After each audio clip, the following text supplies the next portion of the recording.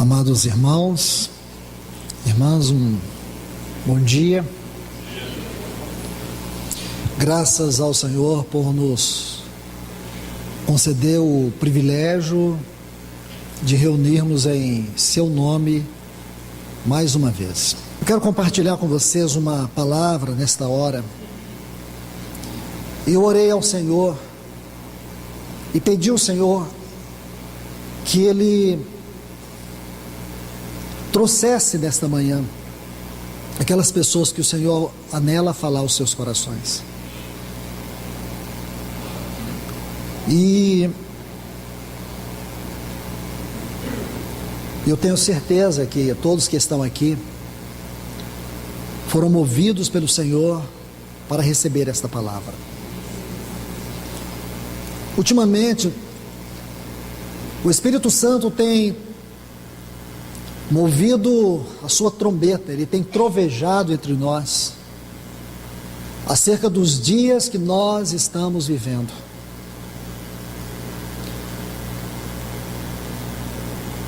Na quinta-feira, o Senhor nos trouxe uma palavra ainda sobre este assunto, baseado nos dias de Ló, tendo como pano de fundo aqueles textos que nós havíamos estudado em 1 Timóteo capítulo 4, versículo 1 e 2 Timóteo capítulo 3, versículos 1 a 5. Agora, eu quero lhes mostrar algo no Antigo Testamento. Todo o cenário desse estudo, que pode, e eu acredito que será possível, se o Senhor permitir, haver uma sequência, começa em Êxodo capítulo 3, porém nós não vamos ler Êxodo capítulo 3, nós vamos começar no capítulo 5, mas é fundamental que nós meditemos no que aconteceu no capítulo 3, para que o Espírito Santo nos ajude a ver todo o quadro daquilo que Ele quer falar. Peço aos irmãos, encarecidamente, no nome de Jesus, abra os seus ouvidos não para ouvir uma pessoa, para ouvir um homem. Abra os seus ouvidos para escutar a Deus.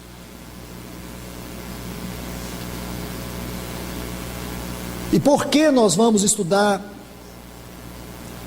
a partir do capítulo 3 do livro de Êxodo e a chegar até o capítulo 12, se o Senhor assim permitir? Porque aqui está todo um quadro que vai nos fornecer detalhes para entendermos aquele tempo quando Deus tirou o seu povo do Egito, entender todos os detalhes do juízo de Deus sobre o Egito.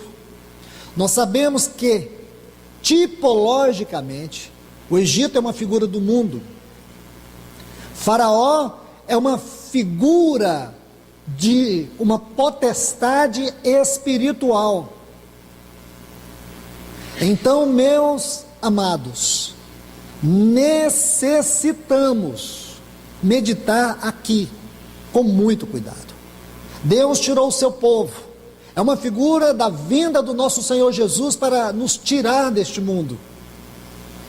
Então, o que realmente aconteceu com aquele povo de Deus? O que realmente aconteceu com o Egito, que é uma figura do mundo? Quais são as implicações? Quantas lições podemos extrair? O que realmente o Espírito deseja nos mostrar? Então, agora, nós vamos caminhar devagar, porque há muitas lições aqui. Quando você abre Êxodo capítulo 3, tem um grande acontecimento. Qual? O grande acontecimento do capítulo 3 de Êxodo é aquele encontro de Deus com Moisés. O acontecimento de Deus com Moisés. Nós podemos chamar esse acontecimento da revelação ou da manifestação da visão celestial. Moisés teve uma visão. Nessa visão, Deus revelou a Moisés quem ele era e aquilo que ele queria. Deus revelou quem ele era e revelou o seu propósito. Isso foi revelado para Moisés. Aquela visão de Deus para Moisés governou toda a vida de Moisés. Nós sabemos que Moisés passou por muitas dificuldades, muitas lutas. Creio que algumas das lutas pelas quais ele passou, algumas batalhas que ele enfrentou, quase que o levou a desistir de tudo. E você vai ver que ele não desistiu. E por que não desistiu? Porque havia sobre ele uma visão governante. Irmãos, por que alguns não desistem? E por que alguns desistem? Por que alguns abandonam? E por que alguns persistem? Porque alguns, enfrentando tudo que enfrentam, passando tudo que passam ou já passaram, eles ainda persistem. É porque são fortes? São capazes? Não. É porque eles têm a visão celestial. É a visão que os governa. E foi isso que aconteceu no capítulo 3 de Êxodo. Se houver necessidade, se o Espírito Santo nos conduzir, com certeza, vamos voltar neste capítulo e vamos estudar alguns pontos ali, se necessário for. E quando você chega no capítulo 4 do livro de Êxodo, Deus vai pegar aquele vaso, Moisés, e vai revelar para ele o poder de Deus nele e o poder através dele. Primeiro, Deus revela a si mesmo, Deus revela o seu propósito. Agora Deus vai revelar o seu poder. Deus não poderia revelar o seu propósito sem primeiro encontrar aquele homem. Deus encontrou o homem, Deus encontrou o vaso. Agora Deus se revela naquele vaso, Deus revela a sua vontade naquele vaso. Agora Deus vai revelar o seu poder por meio daquele vaso. Deus vai manifestar o seu poder a Moisés. Moisés não apenas conheceu o caráter de Deus, como também o poder de Deus. Ele viu que este Deus, ele é infinito no seu poder. É um Deus que persiste na sua vontade. Ele não depende do homem. O homem necessita se curvar e se render à vontade deste Deus. Agora, vamos entrar no capítulo 5, e aqui eu quero começar a leitura expositiva com todos vocês.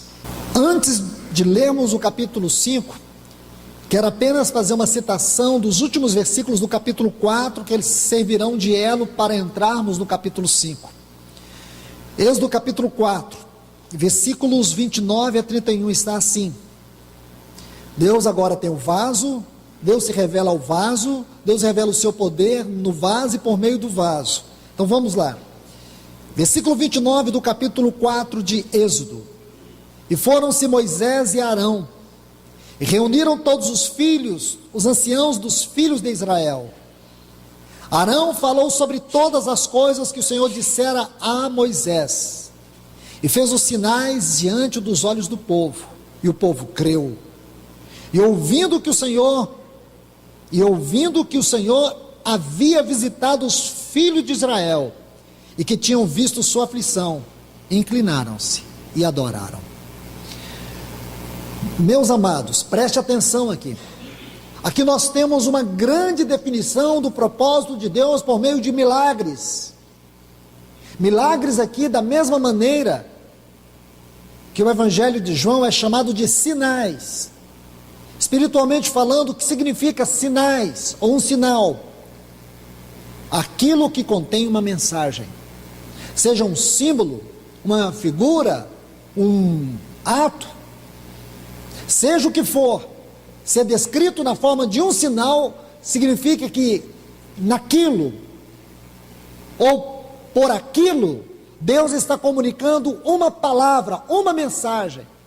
Então, quando Moisés e Arão vieram ao povo, movidos do poder de Deus, operaram grandes sinais. O povo não tomou aqueles sinais, aqueles milagres, como uma coisa particular para eles. Naqueles milagres, naqueles sinais, observe bem, diz que o povo creu. O que significa crer na Bíblia? Crer, segundo a Bíblia, não é uma atitude religiosa. Crer na Bíblia tem a ver com unir a. Qual é o sentido da palavra crer? Está unido a. O significado é muito mais profundo do que uma sensação ou um comportamento religioso. Então o povo creu. Segundo, eles ouviram. E o que eles ouviram? Ouviram que o Senhor havia visitado o seu povo. Aqueles milagres pôde revelar para eles um céu aberto e que a presença de Deus estava neles. Eles não pegaram um milagre e fizeram objeto da sua pregação, da sua visão. Aqueles milagres levou eles a uma vida de união com Deus. Aqueles milagres fizeram com que eles ouvissem. Pense bem, ouvir e não ver. Porque ouvir significa discernimento espiritual. Você sabe que o ouvir é mais profundo do que o ver. Pessoas que apenas têm visão, uma visão natural, são superficiais, mas pessoas que aprendem a ver com os ouvidos, entendem? São pessoas que exercem contemplação e discernimento espiritual. Pode até fechar os olhos, elas estão vendo. Porque tem muita gente que com os olhos abertos não enxergam. Ver na Bíblia não é enxergar, ver na Bíblia é discernir. Ver na Bíblia é perceber o que está além dessa parede. Ver na Bíblia é enxergar a realidade do mundo espiritual. Isso é com discernimento, não é com os olhos. Eles ouvindo que o Senhor havia visitado os filhos de Israel e que tinham visto a aflição. Aí o que eles fizeram? Sabe o que é inclinar, irmãos? É quebrar a cerviz. Inclinar é quebrar a cerviz. Isso é muito importante, porque são palavrinhas pequenas que a gente pode passar rápido. A gente passa rápido por elas. Escute bem. Primeira coisa, se quebrantaram. Quando eles viram os milagres, eles não ficaram tomados de ufanismo. Eles não ficaram tomados de uma alegria almática. Quando eles viram tudo aquilo, quando eles ouviram que o Senhor havia visitado eles, sabe o que aconteceu? A cerviz deles quebraram. Eles se curvaram e adoraram. Quer dizer, irmãos, uma adoração sem quebrantamento é só alma, não é rendição. O que quer dizer isso, irmãos? Eles se renderam. Agora Deus não tem apenas um vaso, Deus tem um povo. O objetivo de Deus não é ter vasos apenas. O objetivo de Deus é alcançar um vaso para ter um povo. O trabalho do Senhor tem sido um trabalho minucioso, porque existe muito aquilo que podemos chamar povo sem vaso. Existe muito vaso sem o povo. Agora entremos no capítulo 5. Depois foram Moisés e Arão, versículo 1, capítulo 5 de Êxodo, versículo 1. Depois foram Moisés e Arão diante de Faraó, e lhe disseram: assim diz o Senhor, o Deus de Israel. Agora olha essa frase: deixa ir meu povo. Guarde essa frase aí: deixa ir meu povo. Sabe quantas vezes essa frase ocorre entre os capítulos 5 a 12 do livro de Êxodo? 7 vezes. 7 vezes Deus vai dizer para aquele principado: solta meu povo, deixa o meu povo ir. 7 vezes. Deixa meu povo ir. Se você olhar, vou te passar os textos. Anote os textos. Capítulo 7, aqui de Êxodo. Êxodo capítulo 7, versículo 16. Êxodo capítulo 8, versículos 1 e também o 20. Êxodo capítulo 9, versículo 1 e o versículo 13. E Êxodo capítulo 10, versículo 13. Se você não anotou, depois pega comigo. Mas escute bem. Em todos estes capítulos e versículos, vocês vão ver Deus dizendo para Faraó: deixa meu povo ir. Porque Deus teve que insistir? Uma palavra de Deus seria suficiente. Irmãos, Deus, embora dissesse para Faraó: deixa o meu povo ir, ele estava demonstrando o seu desejo, que o desejo dele era dizer para Faraó que este povo não era o povo de Faraó, era o povo de Deus. Mas por que ele disse 7 vezes? Para criar o mundo ele deu uma palavra. Esta palavra que Deus dá para Faraó, ela tem a medida certa para aquilo que Deus quis. Porque se Deus tivesse dado uma ordem, Faraó jamais desobedeceria. Porque nesta ordem, nesta frase, deixa meu povo ir, tem muito a ver conosco hoje. Porque Deus está mostrando como é difícil os cristãos se soltarem deste mundo. Porque não bastava simplesmente Faraó deixar o povo ir. O povo deveria ter o desejo de ir. Deus tinha que trabalhar nesse povo. E Deus também iria julgar Faraó. E Deus iria julgar o Egito. Então preste atenção. Não olhe para esta frase e tire conclusões precipitadas. Embora Deus dissesse 7 vezes: deixa meu povo ir, essa frase é muito significativa. Ela revela muito mais do que você pode imaginar. E nós vemos, irmãos, que não está sendo difícil para muitos cristãos ir, partir, deixar este mundo. Como um trigo, soltar suas raízes dessa terra. Existe um principado que está fazendo de tudo para que o povo de Deus não se solte deste mundo. Então essa frase é significativa. Essa frase é importante, porque ela não apenas vai mostrar para nós o poder, a resistência opressora deste principado, desta potestade que está sobre a terra, mas também revela que o nosso coração corresponde aos anelos deste mundo. Que em muitas situações nós revelamos o quanto nós estamos apegados a este mundo e não queremos ir. Falamos da volta do Senhor, mas isso não tem peso na nossa vida. Falamos da volta do Senhor, mas isso não mexe com a nossa conduta, não mexe com os nossos afetos, não mexe com aquilo que sinto, não mexe com aquilo que penso, não mexe com aquilo que eu quero.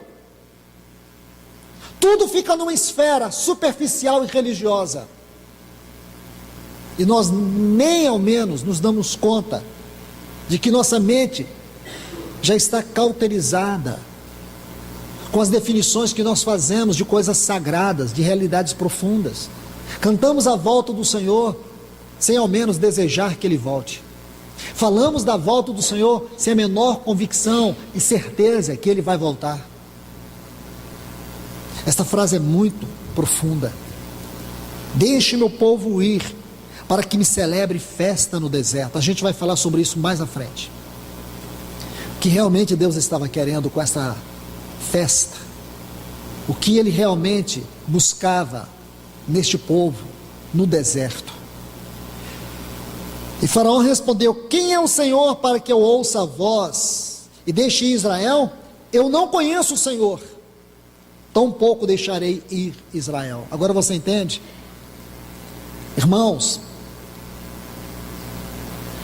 prestemos atenção nesta frase mais uma vez: deixe meu povo ir. O desejo do Senhor é que todos nós possamos ir. Mas existem 2 problemas que devem ser resolvidos. O primeiro é que Deus terá que julgar este mundo. E Deus vai julgar os poderes deste mundo. Enquanto Deus não julgar este mundo, não julgar os poderes deste mundo, o seu povo não poderá ir. Para isto que Apocalipse capítulo 8, até o capítulo 10, vai nos revelar que Deus julgará as nações, os poderosos deste mundo. Deus destronizará os reinos deste mundo. Deus vai esmagar a glória deste mundo. E Ele vai exaltar o seu nome, Ele vai exaltar a sua glória, Ele vai exaltar a sua santidade, e Ele vai elevar acima de todos a sua vontade. Deus vai fazer isto. Deus vai julgar Satanás e vai aprisioná-lo por 1000 anos. Aí o seu povo poderá ir. Antes disso, agora o que Deus está revelando nessa frase ainda? É que é o seu anelo que nós possamos ir. É como se Ele dissesse 7 vezes: vem meu povo, vem meu povo, vem meu povo. Aquele que está no Apocalipse, o Espírito e a noiva dizem: vem. O que essa frase nos ensina? Que o Espírito Santo está buscando uma noiva que diga o que Ele diz, uma esposa que tenha harmonia, ou que a sua vontade esteja debaixo da vontade do Espírito. Quando isso acontecer, haverá um povo em uma só voz que dirá: vem Senhor Jesus, porque ela já se soltou deste mundo. Então, amados, veja o versículo 3, e eles disseram, olhe esta frase: o Deus dos Hebreus. Frase linda, parece que não tem muito conteúdo, mas tem. Ela ocorre 5 vezes aqui em Êxodo, capítulo 7, versículo 16, anote esses textos. Capítulo 9, versículos 1 e 13, e ainda um texto que eu esqueci, ela começa no capítulo 13 e o versículo 18, capítulo 13 e o versículo 18, então começa capítulo 13, versículo 18, capítulo 7, versículo 16, capítulo 9, versículo 1 e também o versículo 13, o Deus dos Hebreus. Vamos entender isto. Se você for procurar nos dicionários, em alguns livros, você vai ver várias explicações sobre a palavra Hebreus. Em alguns sentidos, nós não podemos nem discordar. É claro que ela vem de uma raiz etimológica do verbo avar, que significa ultrapassar, ir além. Mas nós não estamos buscando definição etimológica, nós estamos buscando uma definição espiritual. Ora, nós temos um livro da Bíblia, um dos mais importantes, que é chamado Hebreus. O povo de Deus era chamado de hebreus e também de judeus. Alguns dizem que eles eram chamados de hebreus por causa da língua. Isso é pouco para mim, irmãos, não responde. Capítulo 14, o versículo 13 do livro de Gênesis, chama assim, Abraão, o hebreu. Mas nós não estamos buscando fatos históricos, nós estamos buscando fatos espirituais. O que quer dizer esta frase, o Deus dos Hebreus?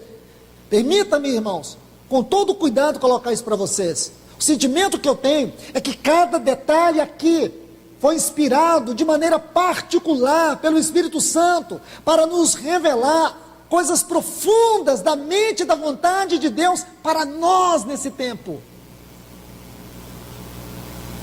Então, acredito que tem um significado a mais.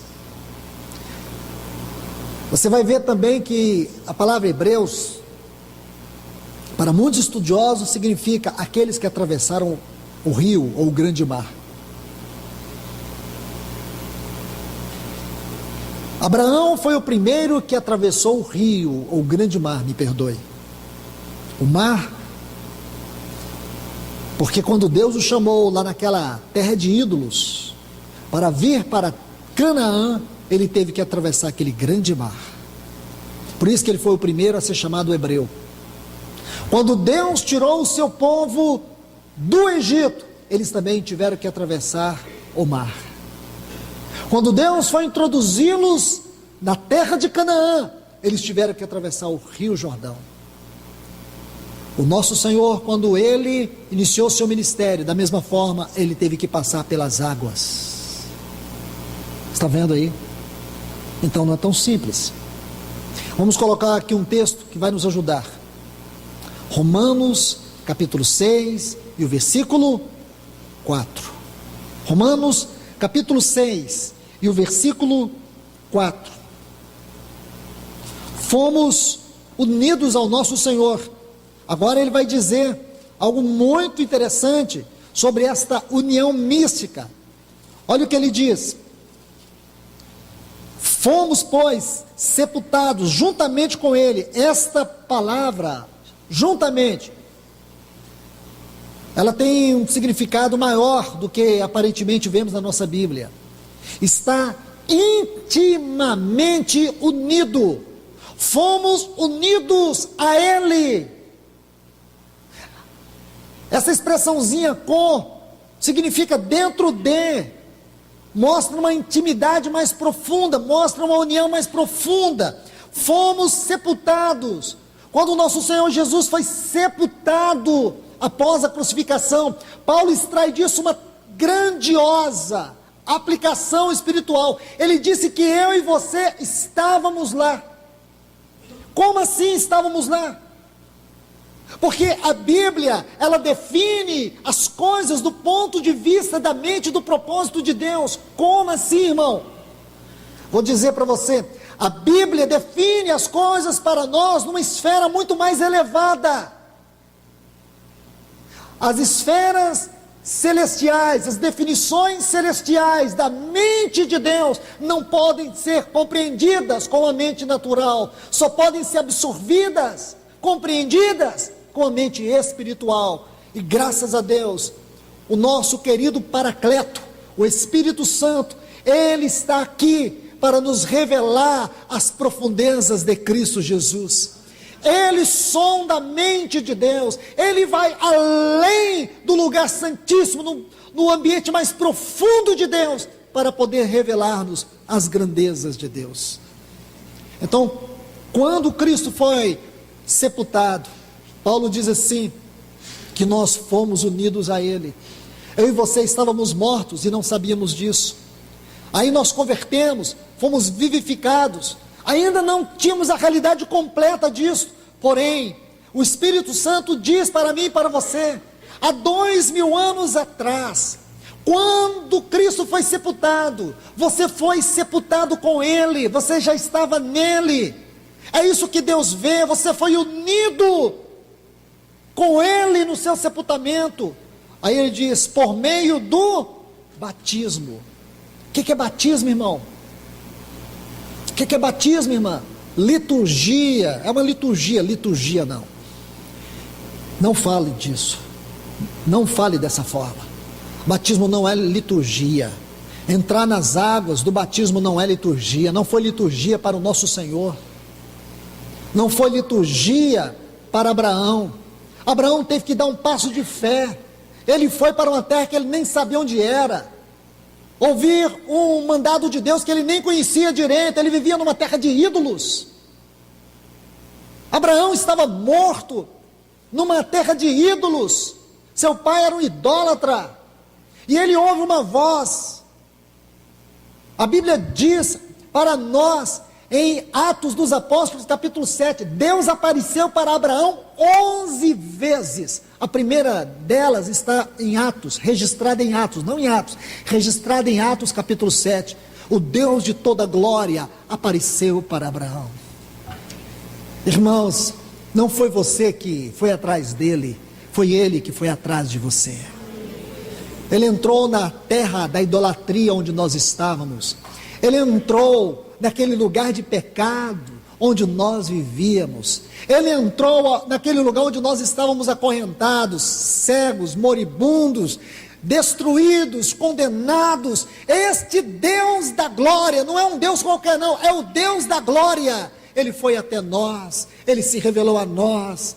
Você pode pensar, mas no meu caso foi tão simples. Estava sentado num ponto de ônibus, alguém entregou um folheto, eu li. Foi a primeira vez que eu vi alguma coisa de Deus e mexeu comigo. História, isso foi o que seus olhos viram. mas de fato, do ponto de vista celestial, o Deus da glória se revelou a você.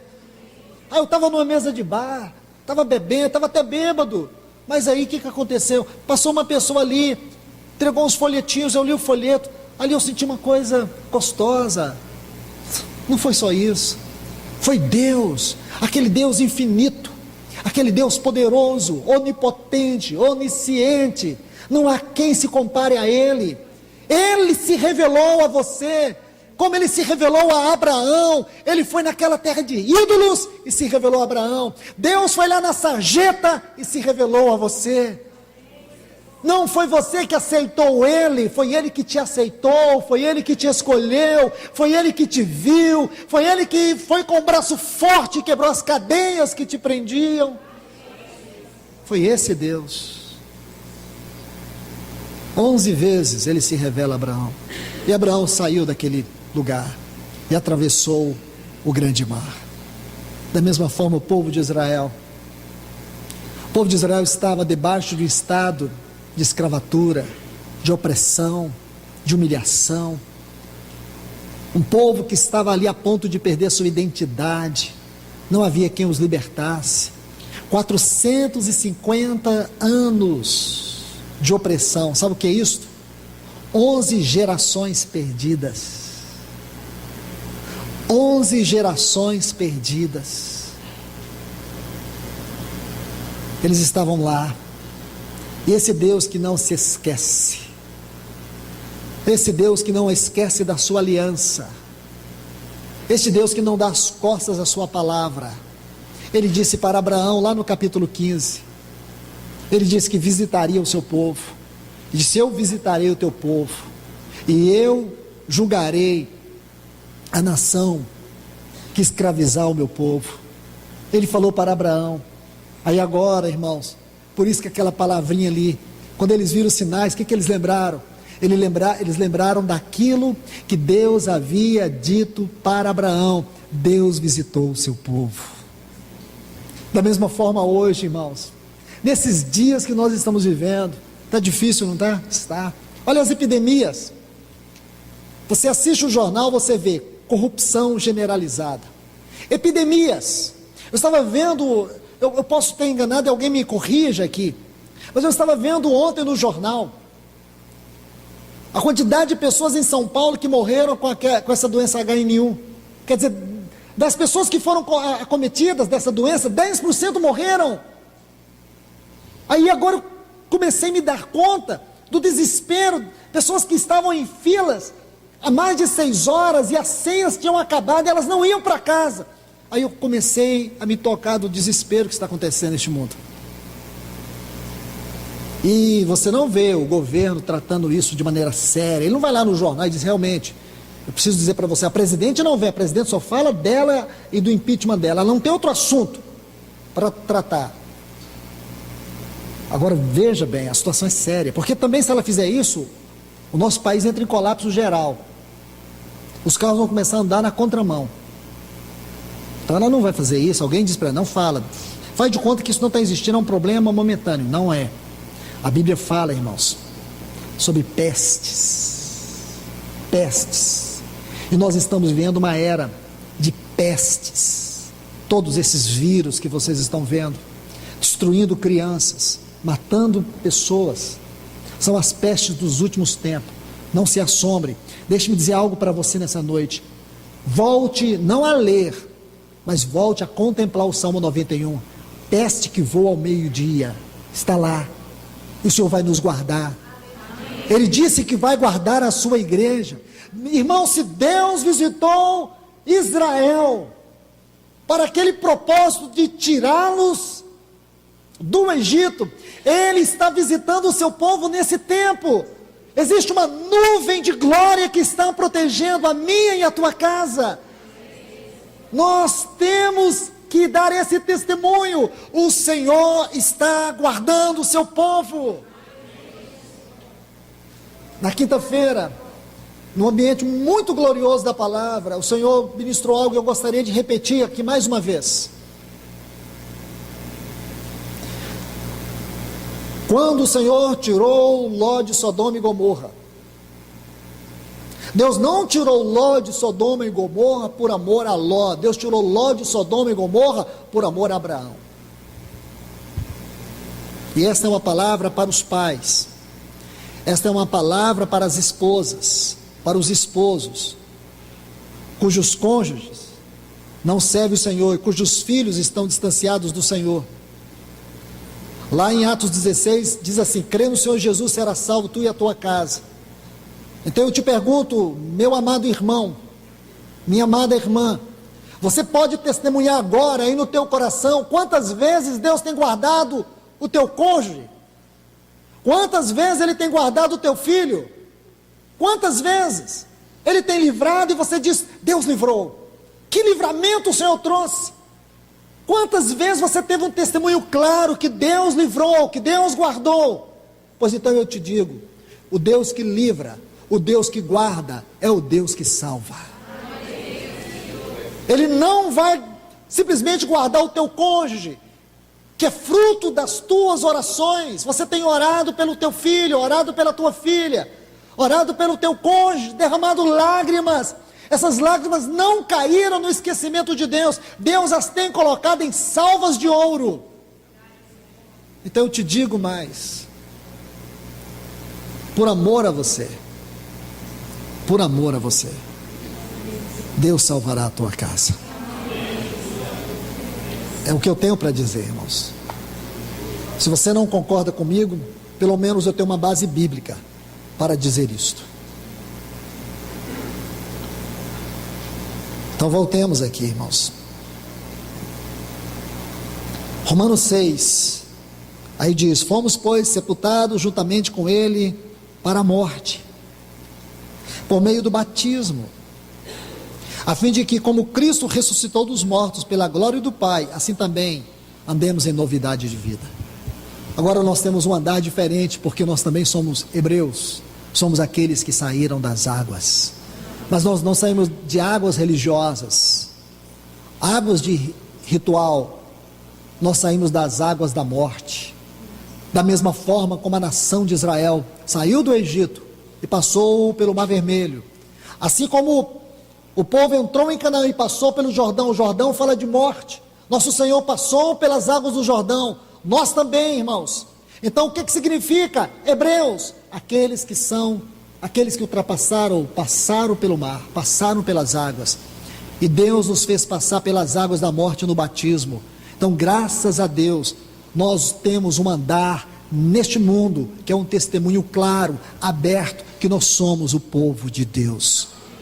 O Deus dos hebreus, o Deus da igreja, aquele que é o cabeça da igreja, aquele que é o noivo da igreja, aquele que nós temos como pai, porque somos a sua família, os seus filhos, aquele que nós o temos como noivo, porque nós somos a sua noiva, e aquele que nós o temos como o grande santuário, o Espírito Santo, o Espírito de habitação, porque nele nós seremos este grande templo eterno, para que ele habite com todo o seu poder e com toda a sua glória.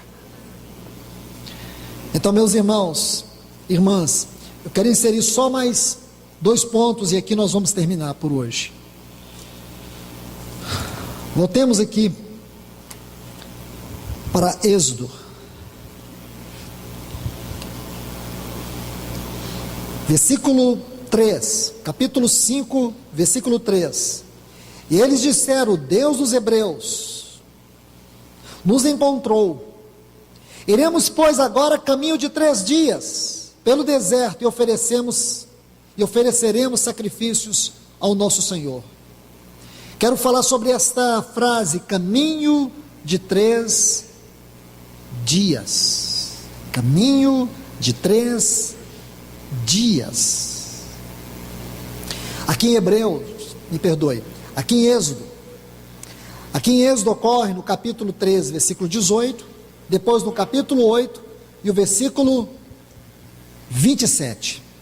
A melhor definição dessa frase, caminho de 3 dias, está em Números, capítulo 10 e o versículo 33, e também em Números, capítulo 33 e o versículo 8. Então deixe-me explicar essa frase, caminho de 3 dias, porque ela é significativa. Quando Deus ordenou a Moisés que dissesse a Faraó para deixar o povo ir, disse para que o povo ande caminho de 3 dias no deserto e me ofereça sacrifícios. Mas nós sabemos que não foi um caminho de 3 dias, foi um caminho de 40 anos. Então o que quer dizer 3 dias? Onde é que Deus errou aqui? Deus enganou o Faraó? Deus não enganou o Faraó, porque caminho de 3 dias, da mesma forma, Deus nos Hebreus, cada frase que nós estamos vendo aqui, deixa meu povo ir, tem um significado espiritual. A vida do nosso Senhor Jesus foi uma vida vivida em 2 etapas aqui na terra. A primeira, 3 anos. A segunda, 6 meses. Essa primeira fase, ele começa ali de Nazaré e termina no Hermon. O livro de Lucas nos ajuda a entender isto. Então Lucas, se você pegar Lucas, desde o capítulo 2 até o capítulo 9, são estes 33 anos. Se você pega do Hermon até Jerusalém, você vai ver que ele gasta 6 meses.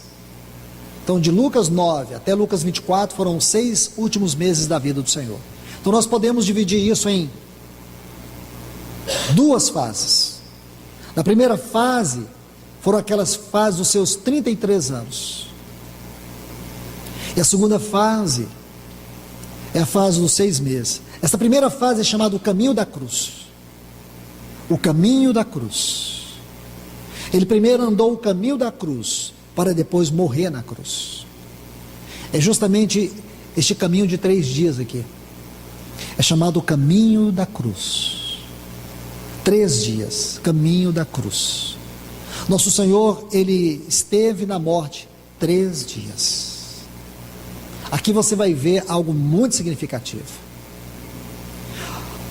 Onde quer que nós caminhemos na palavra de Deus, tentando entender essa tipologia, nós vamos chegar a este princípio. Estudando a história do povo de Israel, você não tem como mudar isto.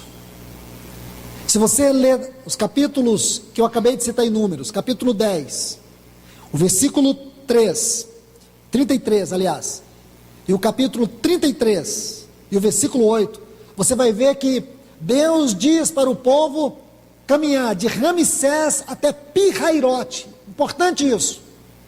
Se você quiser, olhe comigo aqui, vamos ver para que vocês tenham clareza da revelação. Números capítulo 33. Veja o versículo 8 que eu acabei de citar. Números 33, versículo 8. Lê, prestando bastante atenção. Tendo partido de Pi-Hairote, então, escute, eles saíram de Ramsés, passaram por Sucote, chegaram em Etã. Ali em Etã, o Senhor coloca eles debaixo da nuvem. Como diz Paulo em 1 Coríntios 10, eles foram batizados na nuvem. Aí, depois que foram batizados na nuvem, que coisa significativa, irmãos. Eles foram para Pi-Hairote. Pi-Hairote foi onde eles atravessaram. Tiveram uma grande experiência com Deus. Eles ficaram acampados ali em Pi-Hairote. Aí o que aconteceu ali? Escute, o exército de Faraó, esse principado, essa potestade, vinha sobre eles, contra eles. E o povo começou a desesperar. O povo começou a entrar em pânico, porque eles, com certeza, ouviram todo o barulho dos movimentos dos carros e dos cavaleiros do Egito, e eles estavam encurralados. De um lado havia montanha, à frente havia o mar, e atrás o exército de Faraó. Então eles entraram em pânico. Aí o que a nuvem fez? A nuvem saiu do povo e se colocou entre eles e o exército de Faraó. Que coisa linda, irmãos. Aí Deus diz assim para Moisés: o que você tem na mão? Ele disse: a vara. Eles tocam as águas. Aí quando Moisés tocou, aqueles braços onipotentes de Deus sustentou o mar. E o povo passou a seco. Irmãos, isso aconteceu aqui em Pirairote. Eles foram batizados nas águas. Está vendo aqui?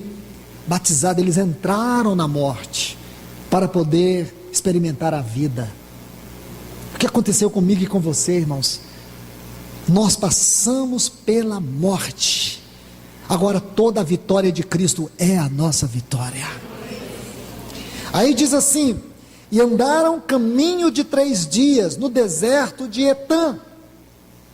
Aí sim, eles voltam seguindo, margeando o mar, deserto de Etã, e vão para Mara. O que é Mara?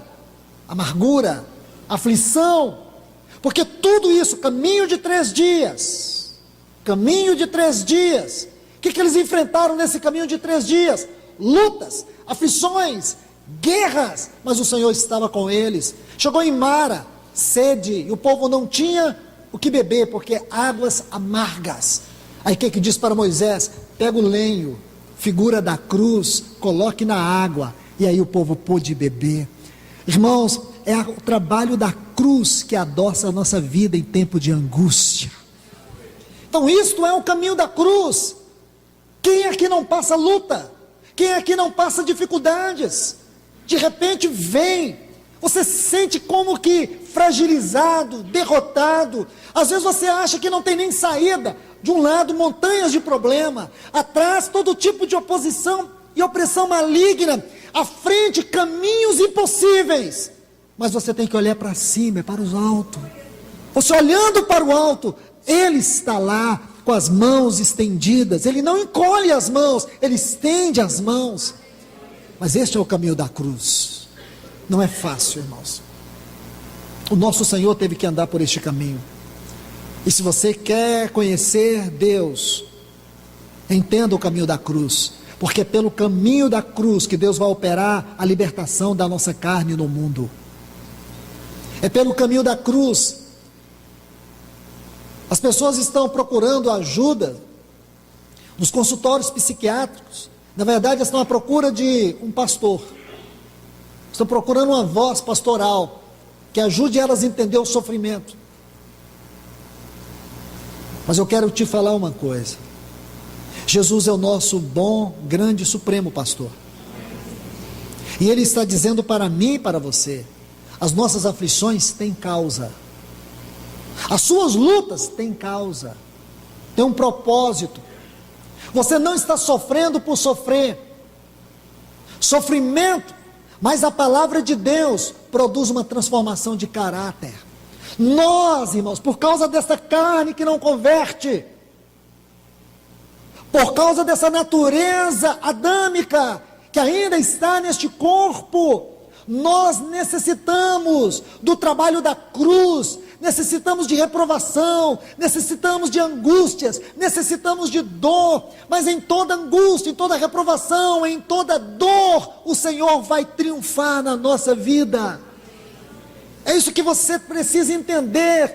A Bíblia chama isso caminho da cruz. Caminho da cruz. E por último, irmãos, voltando aqui para Êxodo capítulo 5, veja o versículo 4. Então o rei do Egito é um principado, disse a Moisés e Arão: por que fazeis cessar o povo de seu trabalho? Tornai as vossas tarefas, a palavra aqui é cargas pesadas. Disse também a Faraó: eis que o povo da terra já é muito, e vós fazeis abandonar suas tarefas. Entenda este quadro para que você tenha a revelação. Agora o Faraó está preocupado, sabe por quê? Porque Moisés e Arão estavam fazendo todas aquelas obras, vocês viram aqui no final do capítulo 4, e o povo estava parando de trabalhar. E quando o povo começou a parar de trabalhar, Faraó ficou incomodado. Faraó começou a dizer: olha, vocês estão fazendo o povo parar suas cargas. Essa palavra carga aqui, irmão, tarefa, é muito importante. porque ela vai nos mostrar o que está acontecendo com muitos de nós aqui, irmãos. Quantos de vocês estão sobrecarregados aqui? Não tem mais tempo. Não reúne porque não tem tempo. A leitura da palavra de Deus está sendo uma coisa estritamente esporádica. E quando lê, nem lê, vê um texto lá e acha que isso engana Deus. O abandono da palavra. Oração só no café da manhã, no almoço, e olha lá. Se não ora, comendo. Abandonaram a oração, abandonaram a palavra, abandonaram a oração, abandonaram a comunhão. Comunhão. Hoje essas coisas não são prioridades devocionais. Por quê, irmãos? Explicação: não tenho tempo. Não tenho tempo.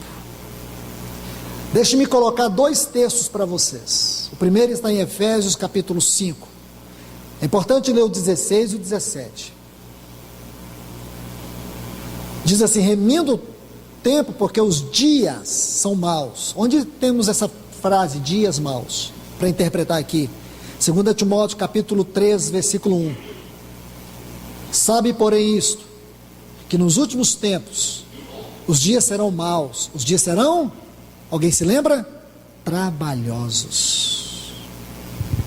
É agora, irmãos, trabalhosos. Hoje as pessoas não têm mais tempo. Não tem tempo para o seu cônjuge, não tem tempo para os seus filhos, não tem tempo para Deus, não tem tempo para a palavra, não tem tempo para a oração. Por quê? Dias trabalhosos.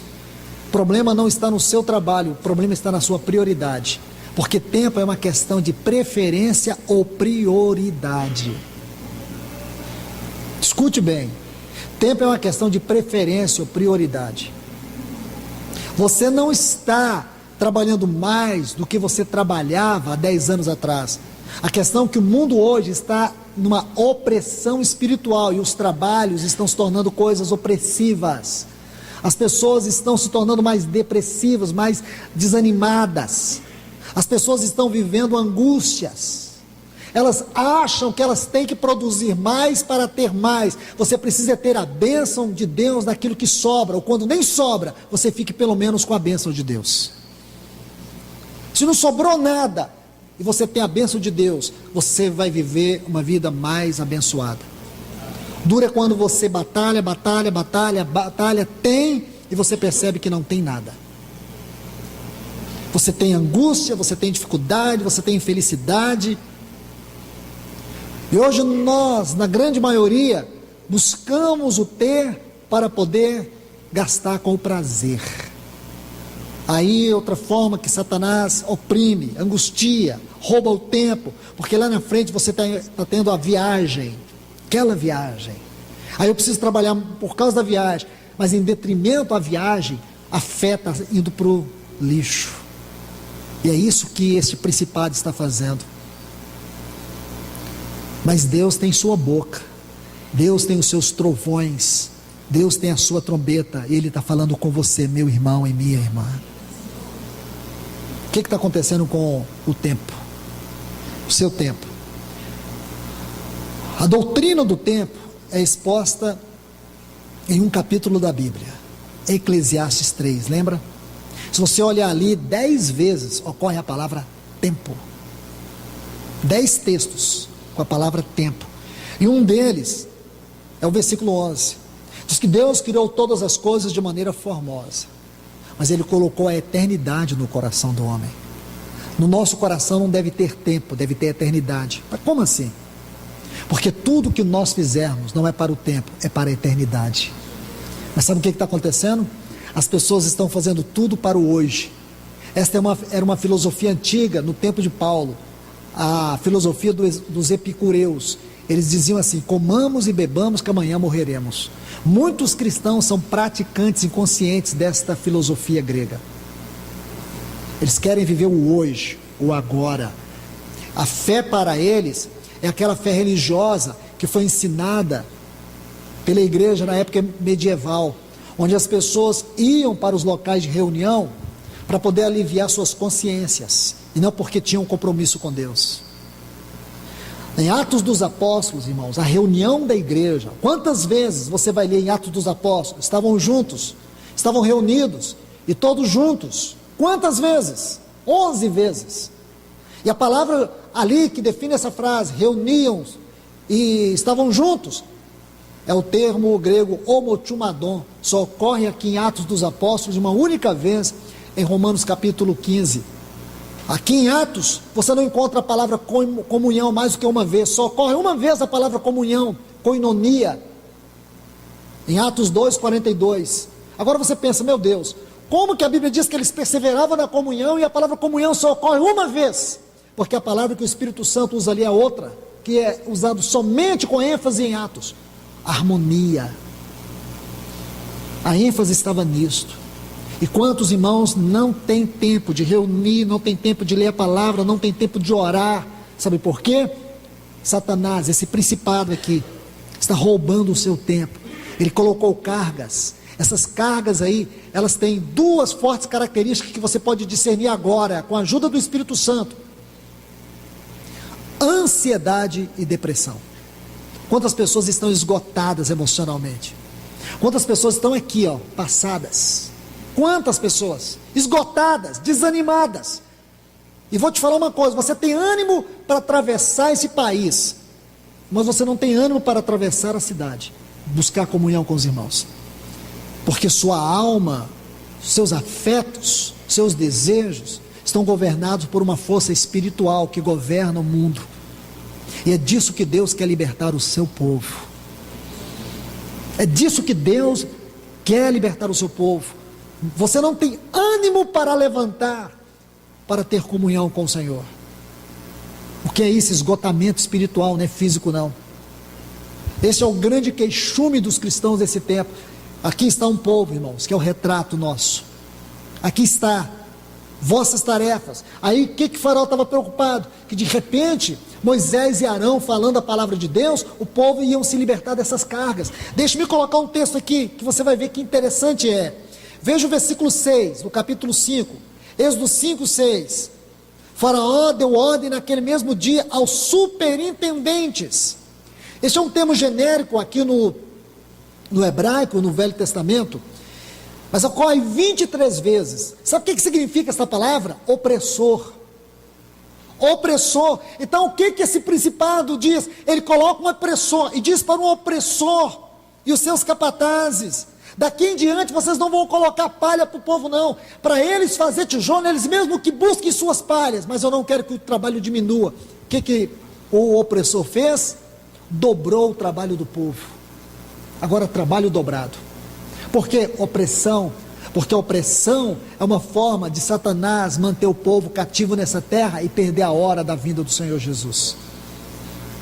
Hoje a igreja, irmãos, de maneira geral, está oprimida. Oprimida por trabalhos. Não é errado o seu trabalho, não é errado. Você pode trabalhar mais do que todos na sua seção, você pode trabalhar mais do que todos lá na empresa onde você está, você pode trabalhar mais do que qualquer outra pessoa. Sabe o que você precisa? Ter descanso no coração, fazer tudo como ao Senhor, colocar prioridades em primeiro lugar é deixar que Cristo seja o centro de tudo. Não adianta dizer isso da boca para fora. Veja como está a sua comunhão com a palavra de Deus. Qual foi a última, não vou falar a última vez não, já vou direto. Qual foi o último mês que você abriu a Bíblia como palavra de Deus? Não foi para ler ela não, foi para ela te ler. Entendeu o que eu disse? Qual foi a última vez que você abriu esse livro para ele abrir o seu coração? Qual foi a última vez que você abriu esse livro para ele te ler? Qual foi a última vez? Perdoe-me a ironia, mas qual foi a última vez? Você está vendo? E qual a explicação que você tem para isso? Não tenho tempo. E quem é que está roubando o seu tempo? O opressor. Vou te mostrar mais uma passagem interessante. Versículo 13. Os superintendentes os coagiam, está vendo aqui? Os oprimiam. Os opressores os oprimiam. Versículo 14: açoitava os capatazes dos filhos de Israel. Está vendo aí? Olha o versículo 19: então os capatazes dos filhos de Israel viram-se em aperto quando se lhes dizia: não diminuirá em nada a quantidade de tijolos da vossa tarefa, porque eles tinham que responder pela quantidade de produção dos filhos de Israel diante de Faraó.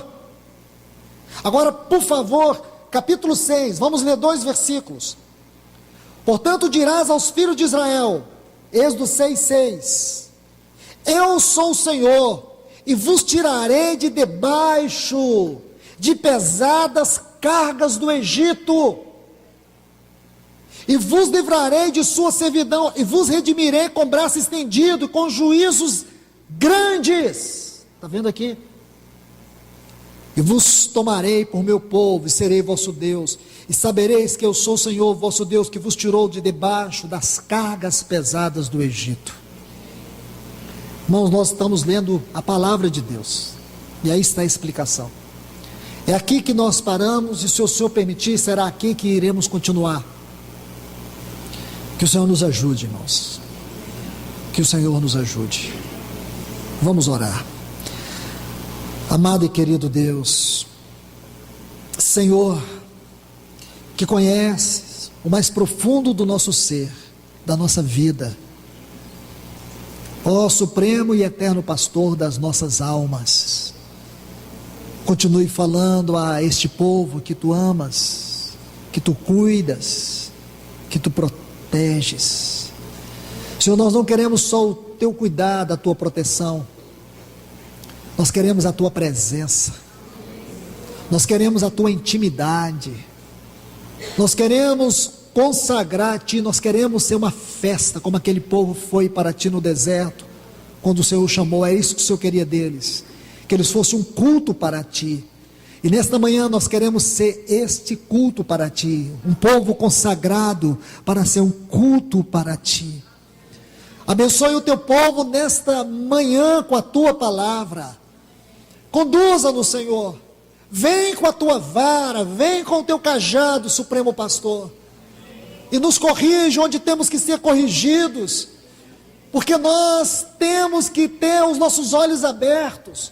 Então te pedimos, derrama colírio, que a tua palavra seja um colírio para os nossos olhos espirituais, que ela tire dos nossos ouvidos todos os comichões que nos impedem de ter discernimento espiritual, para que nós tenhamos um grito de maranata no nosso coração, Senhor, que nós sejamos um testemunho, uma voz profética do Senhor nesses dias, um testemunho de quem anda rumo para o alvo, para o prêmio da soberana vocação de Deus em Cristo Jesus. Ajude-nos a ver, Senhor, todas as esferas dos dias que nós estamos vivendo, todas as esferas espirituais deste momento que nós estamos vivendo. Aqui está uma igreja aos teus pés, Senhor. Visita a tua vinha nesta manhã, Senhor. Visita-nos, Senhor, abre os nossos olhos, para que nós possamos verdadeiramente saber que o Senhor está visitando o teu povo nesta última hora, que o Senhor não abandonou a tua casa, que o Senhor não desprezou o teu povo, mas que o Senhor está agora abrindo o teu céu sobre ele, o Senhor está trovejando tua voz sobre este povo. Senhor, nós queremos escutar a tua voz, para nós não perder o toque da tua trombeta, Senhor. Senhor, como diz o livro de Joel, tocai trombeta em Sião, dai voz de rebate. Senhor, nós queremos esta voz de alegria da tua trombeta, nós queremos a voz do chamamento da tua trombeta, queremos lavar as nossas vestes da tua santidade, Senhor, purificá-las no sangue do teu Filho Jesus. Nós te clamamos, Senhor, no glorioso nome do teu Filho Jesus. Nós te clamamos, Senhor, visita o teu povo nesta manhã, Senhor. Queremos comer deste pão, queremos beber deste cálice em tua presença. Queremos, Senhor, porque a qualquer hora nós iremos comer aí na tua glória celestial. Dai-nos anelos dos céus. Dai-nos anelo dos céus. Nós te clamamos nesta manhã, no nome do teu Filho Jesus. Amém.